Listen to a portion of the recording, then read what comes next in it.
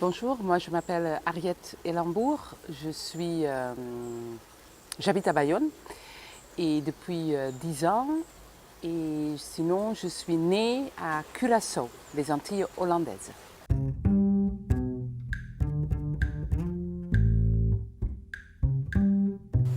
Donc je suis née dans une langue qui s'appelle le papiamento.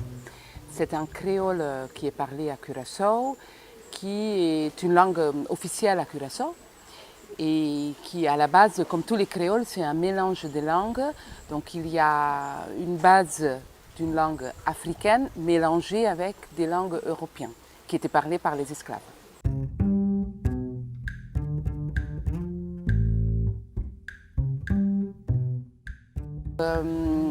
On va dire à partir de 4-5 ans, je dirais, quand j'ai démarré l'école maternelle, on a commencé à me parler en hollandais parce que la langue d'instruction à l'époque à Curaçao était l'hollandais. Donc du coup, j'ai grandi, on va dire, dans les deux langues. Et après, je suis allée étudier aux Pays-Bas. Donc j'étais dans un port, Rotterdam, qui est un énorme port. Ensuite, j'ai continué mon périple, mon parcours en France. Donc je suis arrivée à parler le français et aujourd'hui, je suis toujours en France, mais je fais aussi face à une autre langue que je ne parle pas, mais qui est parlée par mes filles, le basque.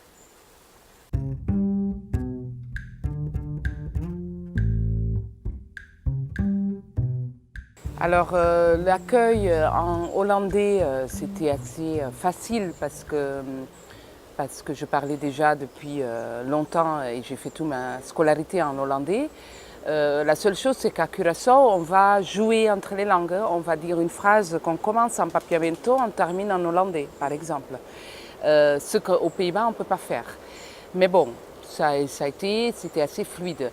Arrivant en France, l'accueil dans la langue française, c'était un peu plus compliqué, dans le sens que dans la langue française, peut-être vu la richesse, je ne sais pas, mais on attend que tu dis le mot exact.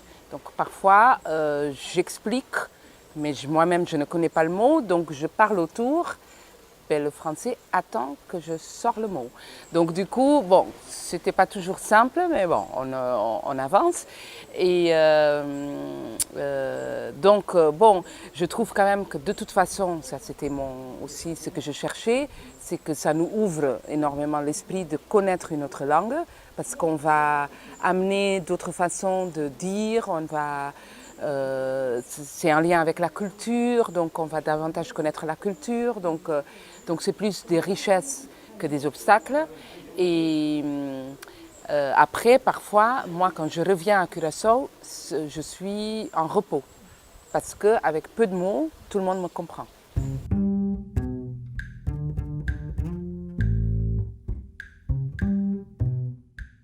Oui, je me sens bien où je suis. Euh, Parce que là, ça fait depuis 99, donc ça va faire 21 ans que je suis en France. Donc à un moment donné, bon, on a construit notre vie dans cette langue. Et donc oui, je me sens bien. Euh, mais je sais que parfois, je peux avoir une petite nostalgie par des musicalités que je peux retrouver euh, soit dans les pays latins, donc plus côté Caraïbes, Amérique latine, donc où il y a une musicalité dans la langue ou dans la rue. Du coup, ça, oui, ça, je peux sentir de la nostalgie par rapport à ça, cette ambiance.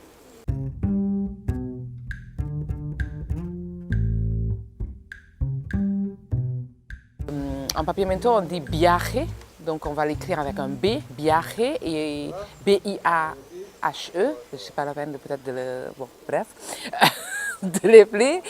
Mais bon, et pour moi, voyage, c'est nécessaire. Parce que compte tenu de mon parcours et ce que je cherchais moi-même à faire toujours, c'était voyager. Donc je pense que si ce mot-là n'existait pas, il fallait l'inventer, c'est sûr. Donc oui, je suis contente que dans toutes les langues, on va trouver ce mot.